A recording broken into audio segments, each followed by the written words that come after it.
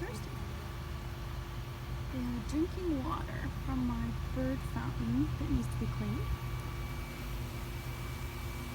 Got a bird mister. And they're drinking the water. It's sitting on the leaves.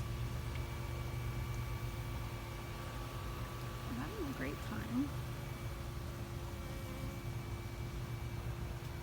I learned that bees can drink their weight in water each day. And so for a full hive, that can be 3 gallons of water a day. And they will travel up to a mile for water. And they communicate to other bees where they find the water. I thought it was fascinating.